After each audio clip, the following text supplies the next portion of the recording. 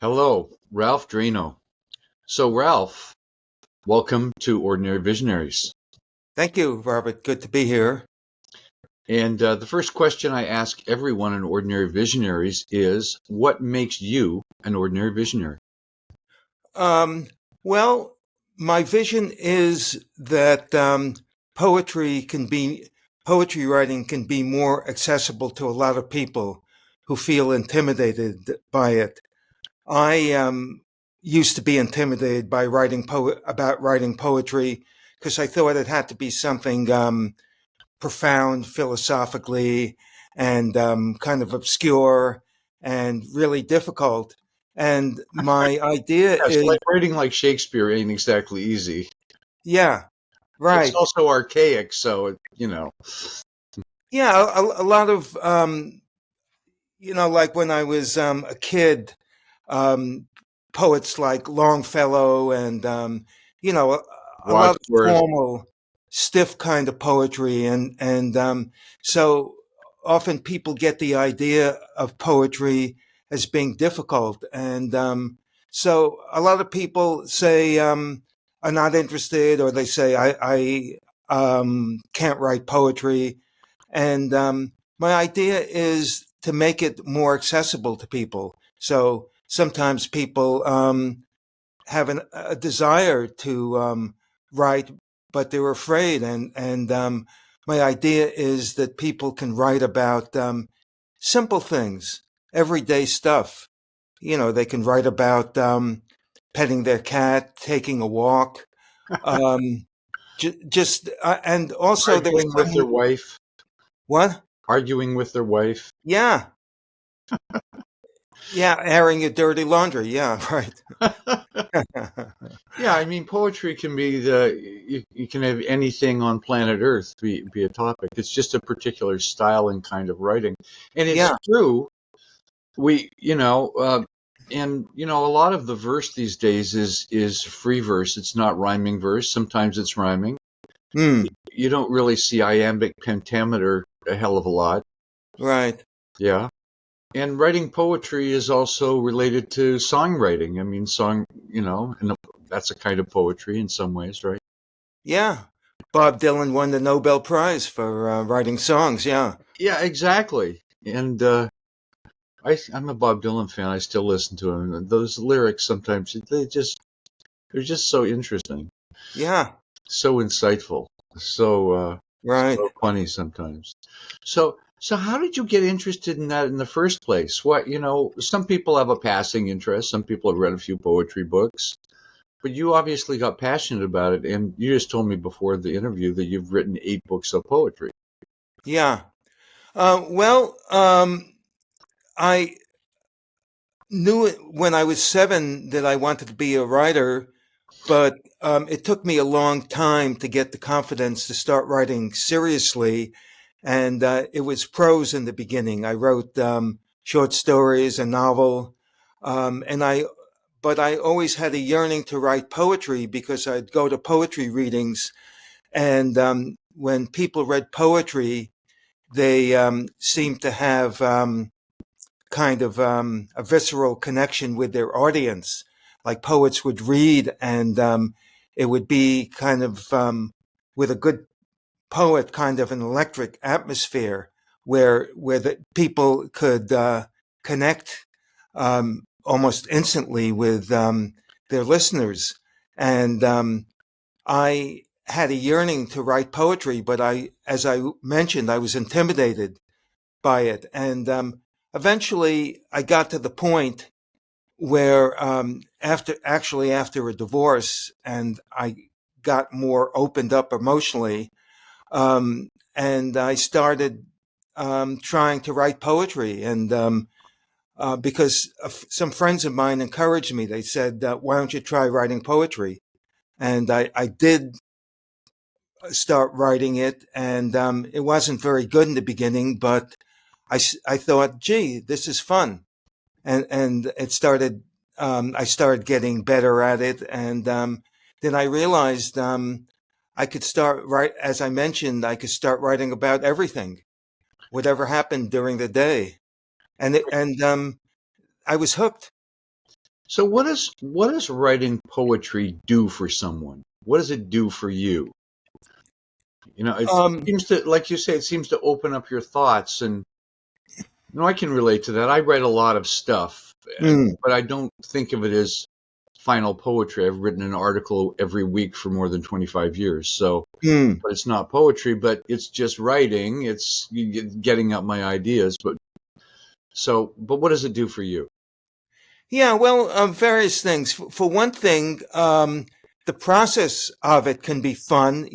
Just the joy of playing with words, just kind of getting your thoughts down, and expressing yourself, and feeling like, what do I want to say, and finding the right words for it. So that process, but I think also it can be therapeutic.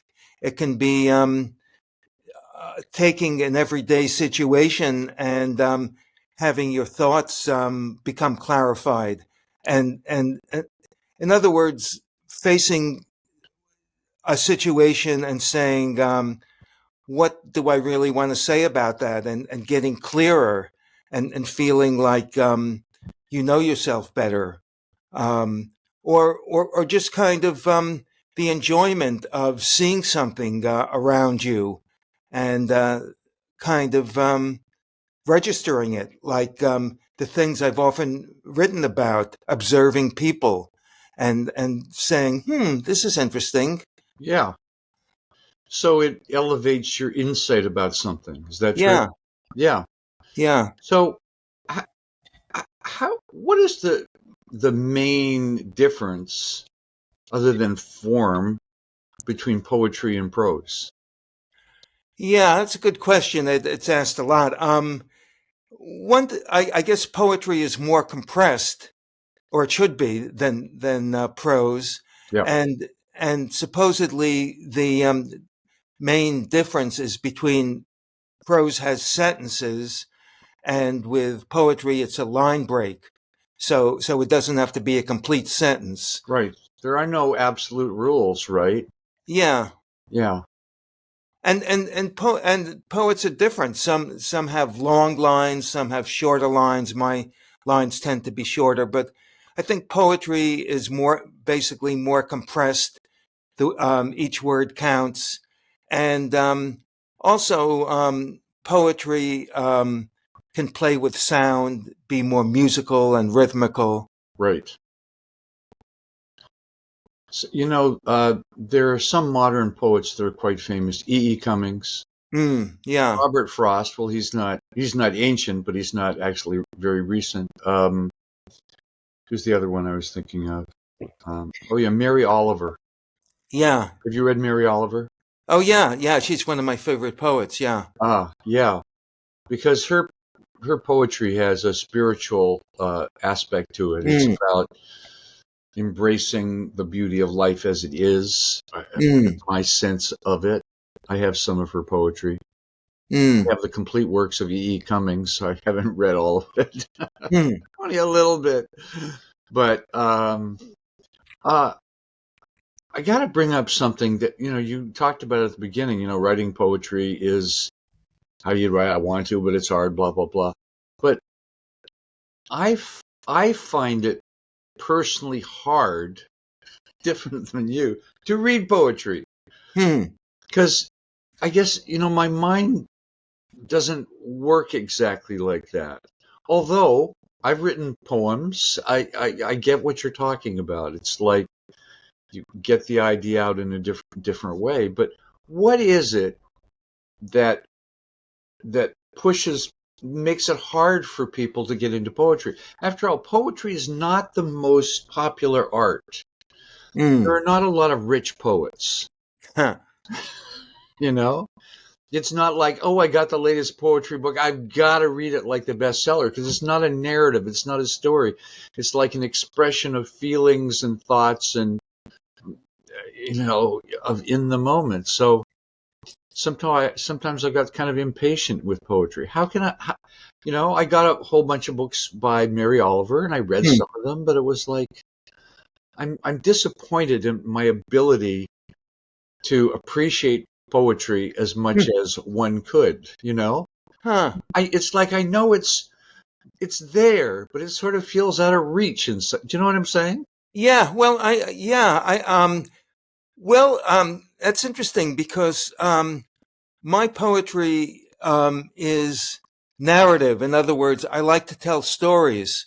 So I think some people might gravitate towards my type of poetry more readily than others because I tell stories in a compressed way, and so it's easier for people to access and understand than poetry that might be more abstract or cerebral. Right, right. You know, Jimmy Carter was a prolific poet. I think he Hmm. wrote many books of poetry. I don't know if you know that, but Yeah, I don't I think I've read that. I don't think I'm familiar with his poetry, but yeah, I've read he that wrote a he's lot of books as well. But you know, yeah. he he was no dummy. And I remember reading an article about him writing poetry many years ago, and I just Hmm. found it fascinating about how to take an idea and make it pop out, and how you construct the words and the flow, and what are you saying? You know, it's fascinating, but it is an art, Hmm. obviously, right? Yeah. And the only one get you we get better in an art is by doing it, doing it, doing it, doing it. So so after your divorce, you started doing poetry, and did it become kind of a once in a while thing, or every day you'd write a poem, or what is one's poetry writing practice? You know? It became a passion. Maybe this seems dramatic, but I sometimes have felt that it was a lifesaver because I needed something to. I was kind of depressed, and I needed something to grab onto. And writing poetry gave me a huge lift. So I would be writing poetry a lot, like maybe several poems a week, because it was kind of my life raft in a way. So Uh, it was going through the feelings and thoughts and conflicts and or everything about things happening in your life, and you're just finding a way to express it. Is that essentially it? yeah, Yeah. yeah, and I should say also that for me, poetry has been a way of um, discovering beauty in life because we're bombarded so much by negativity. You know, the media. Negativity? Yeah. And No, and no I freaking kidding, right? what's that? No kidding. Yeah, right. And so my mission in a way was to look for things that gave me a lift.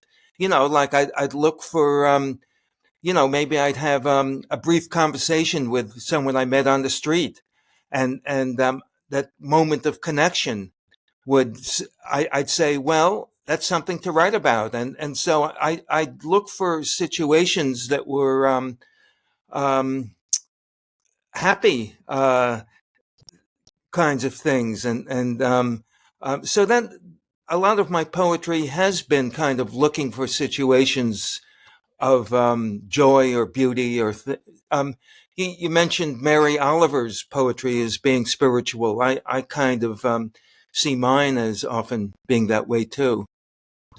I think she wrote a whole poetry book about dogs, Huh. or has a lot of poems about dogs, one or the other. Mm. And I think of our wonderful little dogs. And yeah, you could write poems about those two all day long. Yeah. I mean, ugh, they're just amazing. I'm a cat person, so I've written some poems about cats. Huh. Yeah, the wonders of life expressed through poetry. So Yeah. can you read a poem or two, and can we talk about them? Yeah, sure. I think you mentioned this poem to me when we talked a while back, and this is a poem that illustrates what I was talking about because, just sort of stuff going around um, right around you can be really interesting if you pay attention. And this is what happened to me one day when I was in the post office. And usually being in the post office can be boring. You're standing on line and takes a long time. And but this experience um, was a little bit different, and I ended up writing about it, and it's called Much Love. Okay. Slender, wearing a white summer dress, she calls to her young son, "Come back here, sweetheart." He slipped away from her and the long post office line. "Would you like to hear a story?" she offers. He nods. "Yes, a story." She draws a book from the stroller with a pizza container resting on top. Then, a few feet in front of me, she sits and he reclines on his side, his handsome brown face glued to his mother, who reads a children's story about cars in flowing Spanish with sweeping gestures. Occasionally she pauses to stroke his thick dark hair or respond to his questions. The post office has become their own private living room. Watching this intimate scene, I almost forget where I am. Later at the postal window, the clerk, a large woman with heavy-lidded eyes, wearing a kerchief, smiles warmly, asks, "How are you today, brother?" She too is transformed this drab room with its silent queue of patrons, plexiglass windows, stacks of mailing envelopes into sacred space. She sells me a book of stamps, hands me a receipt, her parting words, "Much love," send me out the door, bathed in light. That's awesome. You Yeah, know thank you. what I like about it is it's almost like prose, but it's more succinct. It's not very long, but it's very visual. You can see that line, you can see the child, you can see the pizza box, the book. It just, it's all, so it's very much in the now. Yeah. It's not explaining about what anything is. It's not trying to get anyone to do anything, which I've written too much about in my life. It's all about just somehow the appreciation of a wonderful moment in life. Yes, exactly. Yeah, Yeah.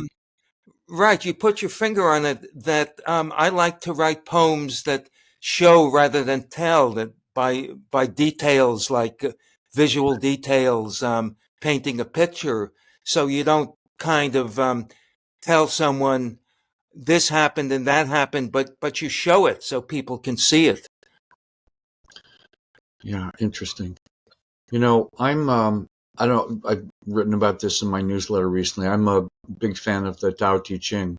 Mm, And that's poetry that's been around I don't know, it was written in 2500 BC or something. Long, long, long time ago.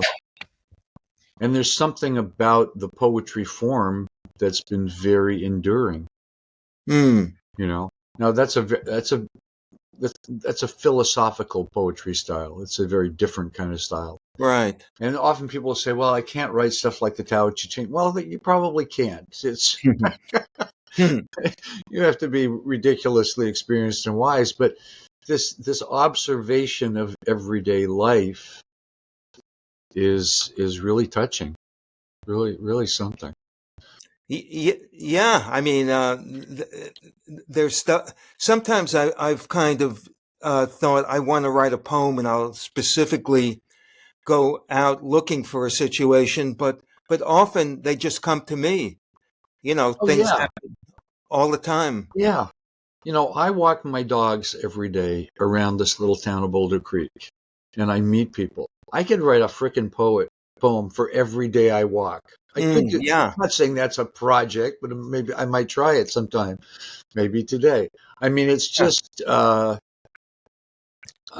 is- my dogs are small and white and fuzzy and cute, and everybody loves them, and so it brings out So there's just something about that, that's always fun, Mm. and how they act differently to certain dogs. My little boy dog falls in love with big dogs, and Huh. stuff like that. Yeah. Hmm. So, but if you say, well, I took my dogs out for a walk today, and we went around the block and blah blah blah. That doesn't say a hell of a lot, but you get into very specifics. It's Right. visual in the moment. You don't have to. The mind just sees it. It brings you into the present. So, and that becomes memorable. I mean, that just sticks in your mind. And I was sort of imagining our post office and what our post office looks like and what a line would be. And I could imagine their stroller and the kid and the teller. And it's sort of like you're looking through a lens that's, I don't know, it's non-judgmental, Mm. you know? Yeah, that sometimes it takes work to kind of get to the essence of a situation, like to as you say, to kind of discard your judgments or irrelevant stuff and just get to the basics of what really happened. And Yeah. And you could see this mother had a lot of affection for the child, a lot mm, of patience for the child. yeah, You could see that stroking his hair as she was reading, right. and him loving that that sort of ritual of the mother reading. Mm. Yes, I want to hear a story. So fantastic. Okay, let's hear another one. Okay. Let's see. Um, I I had one in mind. It's from a different. Let me see what I have here. Um, okay, th- I'll go with this one. This one is quite a different experience. Um, let's see. Uh, the gallery. So I was gonna.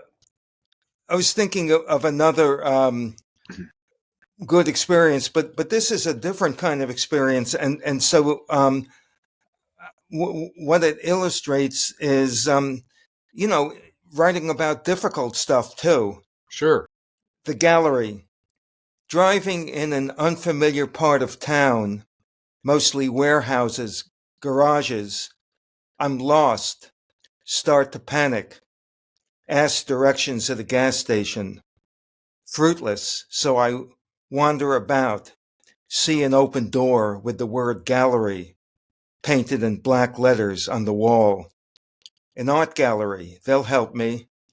It's dark inside, but maybe it's a special exhibit. As I enter, someone shouts, "What the fuck are you doing coming into my house?" The words explode inside my head, heart hammering in my throat, tongue frozen. I retreat, built like a barrel or a fire hydrant, eyes angry pebbles in a doughy face. He stomps after me, shaking a pudgy fist. "I'll shoot you in the head." Oh, I fuck. walk faster, refuse to run, show fear, as death stalks me. Reaching my car, I finally turn around, prepared for him to send me to the next world. But he's gone. My body begins to breathe again as I think, that's the strangest art gallery I've ever seen. Yeah.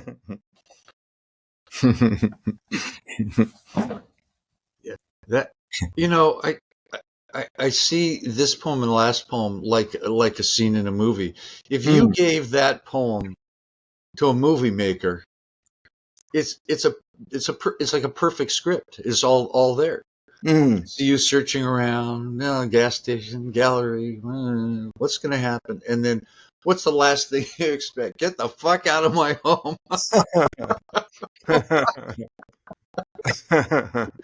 Yeah. So, yeah, that's really interesting. So poetry is sort of creates a movie in your mind, Eric, Yeah, obviously. yeah. My poetry isn't like many poems are not this way. They're not kind of a straightforward story like mine. But I like to reach people and communicate. So I think this kind of poem can reach a lot of people because it makes poetry more accessible and less intimidating and more fun. Yeah. Ever thought of writing a book about how to write this kind of poetry? Hmm.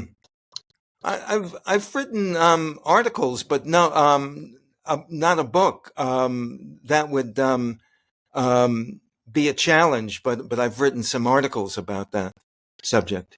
But I could see that because you would talk about, the thought process, et cetera. So you'd have a number of your best poems in there, and you'd talk about, what you get out of whatever. Hmm. Anyway, not Yeah. that I'm trying to consult you and say you should do that. I'm always doing that. Oh, you want to do that? Well, whatever. But yeah, okay. I want to hear another one. Okay. Well, thanks. Yeah. So let me see what I have here. Uh, okay. Um,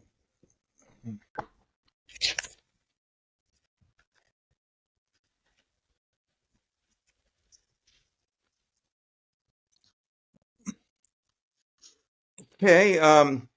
Well, just for the hell of it, I'll read this one. Okay. The Misfit. All the other kids in sixth grade have gone to the parade honoring General Douglas MacArthur, except me and some other kid I vaguely remember. MacArthur has recently been fired by President Truman for insubordination, wanting to escalate the Korean War. The teacher, redheaded Mrs. Preby, scarlet lipstick, stern face, high heels, has given us some busy work assignment. Occasionally in class, she's referred to the evils of communism. My chest and shoulders are shackled. My parents are communists, and I wonder if Mrs. Preby thinks I'm a communist because I haven't gone to the parade to celebrate a warmonger. I try to make myself invisible, like some small, harmless animal, but I also harbor a secret pride, as if wearing a halo of righteousness, because I'm part of a group with an important mission, the smart people who know the truth in a dumb world.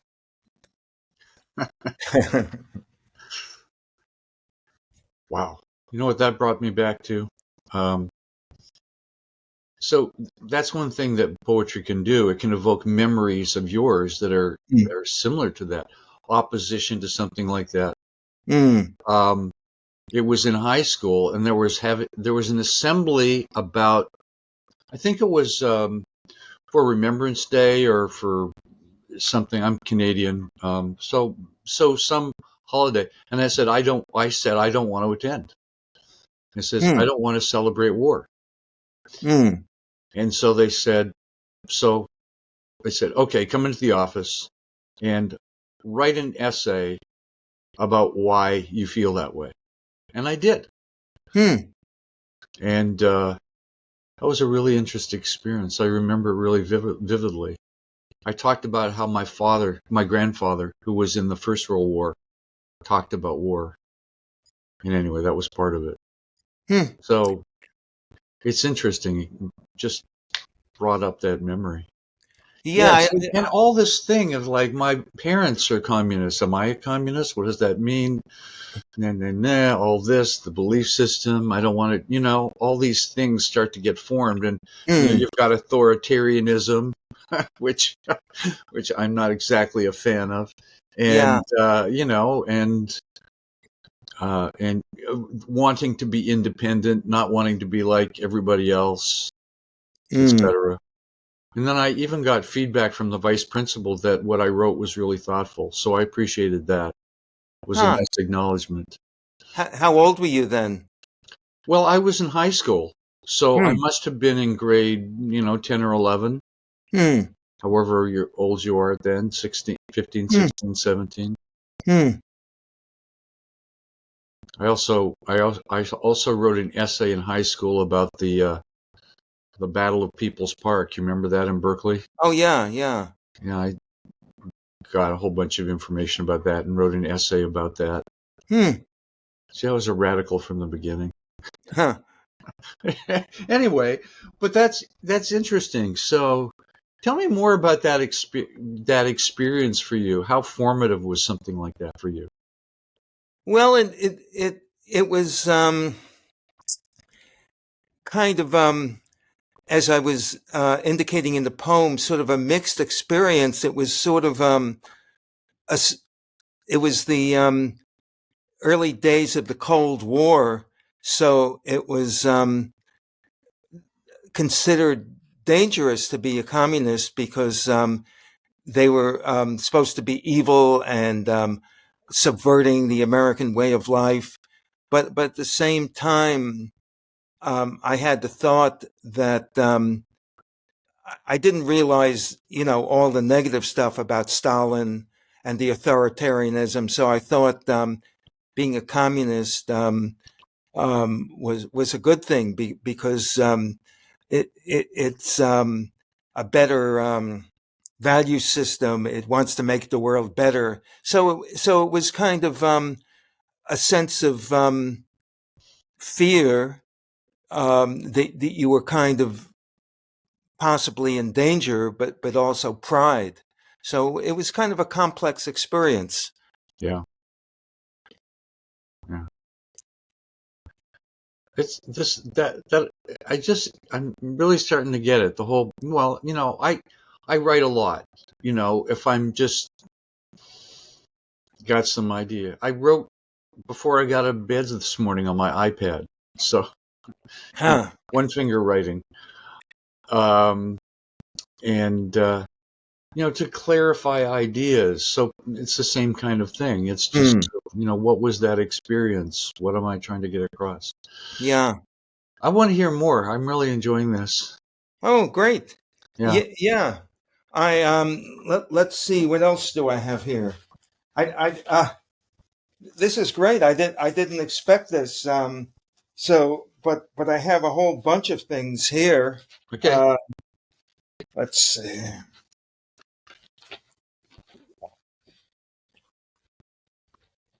Well, here's something. Let's see.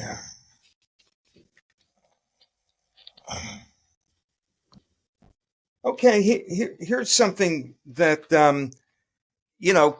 I like to write about things that sometimes make me vulnerable to see my um, flaws or kind of things I have to learn in life. So this is an example of that. The proper place to stand. Okay. I'm diligently brushing my teeth in the bathroom when I'm jarred by my wife's urgent voice. Is someone in the bathroom? Tension imprisons my body. Damn, I could never do anything in here without being interrupted, I fume. Determined what I finish Determined to finish what I started, heated words surging in my throat. But then, as if a soft hand has been placed over my heart, love tiptoes in, and I recoil from my own self-centeredness. Okay, come in, I can wait, I say pleasantly, opening the door, registering her grateful smile, happy I've been given this small opportunity to step away from the precipice and find the proper place to stand. Wow. Yeah. Well, I've been married for 26 years on my Hmm. third marriage. Hmm. So, and um, maybe some lucky people have an easy marriage. Hmm. Yeah. But yes, it's like the raising of the hackles for all kinds of reasons, right? Don't tell me what to do. This, all this stuff, Don't invade my space. Don't interrupt me. Mm. But then, a moment of consciousness. It's like, okay, Yeah. don't go there. Don't go there. What's the big deal? Breaking an Right. automatic pattern. So I see real self-awareness in that and relief in that in the moment. And I Mm. like it when she came in and it was like, oh, just gratitude. Oh, yeah, I need to use the bathroom. What's the big deal about that, right? Yeah. It's so funny. But I just want to brush my teeth in silence. Yeah. Yeah. Yeah. So little moments like that they don't have to be hugely dramatic, but just kind of a moment of realization, um, moments of consciousness and presence. And you've written about that in your essays about just being there in the moment. And Yeah. So, what was I thinking? Have you taught classes on poetry? um, I've had this is something I want to do more of. I've had a few small sessions in my house. They haven't really mushroomed into something bigger. What One thing I do now is I go to a retirement community twice a month, and I bring a poem, and I they make copies. I read it out loud, and then the poem is a prompt. I suggest a theme from the poem, like friendship or compassion or whatever the poem suggests, and then people write about it. And the thing is, though, it's usually not poetry because it's hard to write poetry in 20 minutes or half an hour. But I get people to write about what the poem brings up, and people love it. I've been doing this for almost 2 years, and um, people. I have a loyal group who come every time, and people really enjoy it. After they write, they share their writing, and people talk about it, and so it's not poetry writing exactly, but a poem comes into it. It prompts them to write Yeah. something. Sounds fantastic. Yeah, Yeah. you know, my mother was in a nursing home, and when we were there, they had some entertainment, and they had people in a nursing home are cognitively got some issues, so this is probably not the situation in yours. But they had someone come to the front, and they were doing songs and stuff, and Mm. but it wasn't like participatory, something like this. I can really see why people would enjoy that. Yeah. Looking at things, looking at feelings, expressing the feelings, hearing this. I mean, Ralph, you're very approachable. You're really low key. You're really sincere. You know, Thank you. you're making poetry accessible to me. Great. I Yeah. really love that. I really love that. This is cool. This is going to stimulate me into writing some poetry. I know it is. I mean, it's like you're sort of giving me permission to just take that situation and instead of just trying to figure it out, which I do a hell of a lot of, where I go and ask a question of ChatGTP. We were talking about that earlier. Just Yeah. write, just write a poem about it. I don't have to show it to anybody. Huh. I don't have to write a book on it. But I can see that that's a really valuable process. It gets you into the now, gets you aware of your feelings and your thoughts. Mm. It sort of resolves some stuff in some cases. Yeah, Yeah. really nice. That's great. Yeah. That I know you said you don't have to show it to anybody, but if you want to show me something you've written, feel free, but you don't have to. Well, I But haven't got any poetry to show you. I mean, this isn't about me and my stuff, but yeah. Well, if I write something, I may show it to you later. Yeah, after I've done it. But it's like, there's this thing about, I was into art when I was a kid. My favorite class was art class. I really liked art class. A lot of, high school was an interesting time for me. I mean, I don't remember a lot of my other schooling. High school was very vivid to me, and either I hated the class so much I would have liked to murder the teacher. I hated it so much. Just my French teacher, Mr. Buhner. But art, and some things I really did like, and all the feelings around those kind of things. You're bringing up all that kind of stuff. But I don't ever remember. In school, you write essays about stuff, about all kinds of things, But I don't ever remember being taught how to write a poem. They would recite poems. I mean, you learned, or Joyce Kilmer's, what is it? I think that I shall never see a poem as lovely as a tree whose hungry mouth is pressed against earth's sweet flowing breast. How do I remember that from 50 years ago, right? They drilled it into you. But that never really inspired me to write a poem. I mean, something like that is sort of just imagery, right? Imagery and simile, but yours is a whole different kind of thing. And you always think of poetry, well, you've got to get the rhythmic meter right, and and you got to get rhyming lines, and this is a whole different thing. Yeah, I had in 6th grade, I wrote a poem about this. Mrs. Similevsky, she took a poem by Longfellow, The Ship of State, and took one line and had us recite it. And she focused on the pronunciation, that she said we weren't reciting it right, and we had to get the words pronounced exactly right. And it was agonizing.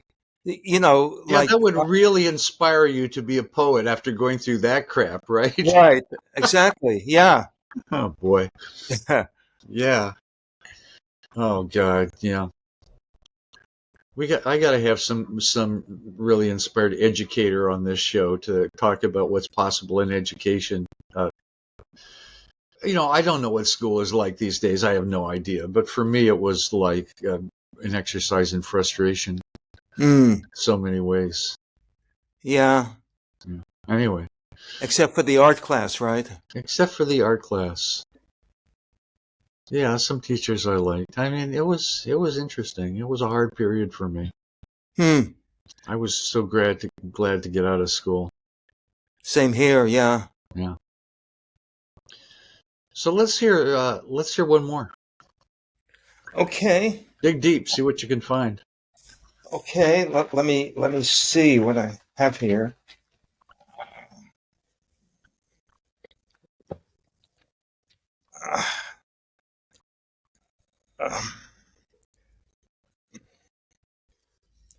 Okay, well, how about this one?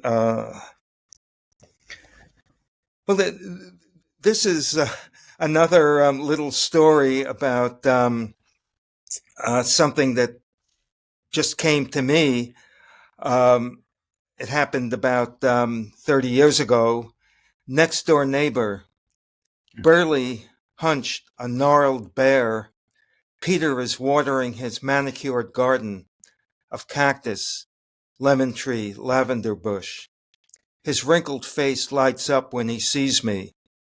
How are the liberals doing? I've been called worse, I retort, glad he's not calling me a communist. Did you hear about the impeachment? What do you think of our socialist president? He demands, cupping his hand to his ear as I reply, Clinton's a sex maniac, not a socialist. Peter frowns. He never saw a government program he didn't like. That's my definition of a socialist. Besides, he was a draft dodger. Peter served 4 years in the South Pacific. Well, I'm waiting for your expert opinion, he insists, with a sideways scowl. I'd like to hear about your experiences in the South Pacific, I say, to divert his attention. He holds up his hand. Wait a minute. We haven't resolved this issue. I laugh. We're not going to agree. So let's talk about something else, like your World War II experience. He sighs. I had a few close calls. I'm lucky to be here. I contracted a bad skin disease that took me years to get rid of. Sounds awful, I reply. He shrugs. We did what we had to do. I think about his wife. I haven't seen her in a long time and wonder if she died or left him. How are your grandchildren, I ask. A smile steals over his face. I'll be seeing them tomorrow. They're the best thing in my life. This feels more real than all the arguing. I begin to relax, but then he declares, I still say Clinton's a socialist. Maybe, I reply, as if conceding a toy to a more aggressive kid. Very nice. That was very visual too, although it's more of conversational of ideas and disagreements back and forth. Yeah. I'm sure there's a lot of conversations like that these days, often more vitriolic, however. I don't know. Yeah. I have a homeless guy who I befriended in my area, and he lives in a RV. And when we walk the dogs, I talk to him every day. So it sort of remind me of that. And he says, I'm a Democrat, but I think Biden's a criminal and Trump is good for us, which, and the last thing I want to do is get into a heated argument about that.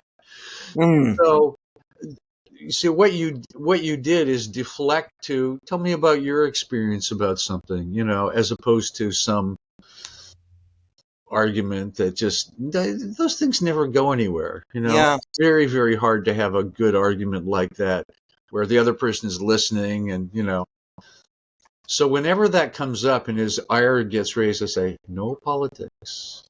No politics, Steve. We laugh. Yeah. And now we just don't focus on politics, and we talk about so many things. He's such an interesting guy, a smart guy, such an interesting life experience. He has so many interesting stories. I should be writing poems about him. I mean, really, I could do one every day. Yeah. My conversations with Steve. Yeah. But, you've opened a possibility. It doesn't have to be, well, he said this and I did that. That would be boring. But what you did wasn't boring. You were sort of on the edge of your seat, just sort of what's the dynamic here? And then opening up into talking about his grandchildren, which warmed his heart. Yeah. Just fantastic. Thank you. Every one of these interviews, I think, has really been good. It's like, I don't know what's the best one, but this has been different because most people are talking about their business and the things they've done in their business. Yesterday, I talked with a personal organizer. It was a really great conversation, client of mine for years. But this has really been fun. Great. I've enjoyed it too. I didn't realize you would asked me to read so many poems. I thought I would be talking more about business, but this has been great. I've enjoyed it too. So thank you. Yeah. So let's leave with you might have inspired a few people to try to write a few poems. I mean, it inspired me. So if you were to give a few basic tips, things to remember that will really help you do this. I mean, you've gone through this for years. What would a few good ideas that will help you get started? Yeah, well, the first thing is for people to realize that in the beginning and the first draft, it might be messy, and to not worry about getting it right. or perfect in the beginning of the poem or the beginning of starting to write poems, but just kind of get something down.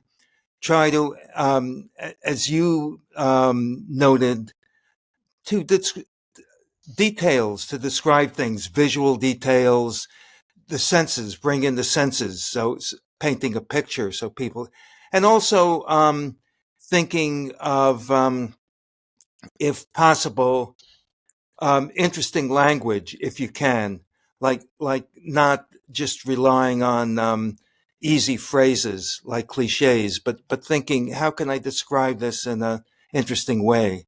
Yeah, You know, finding just the right word or nuance yeah, to that word, right? Yeah. right. Yeah.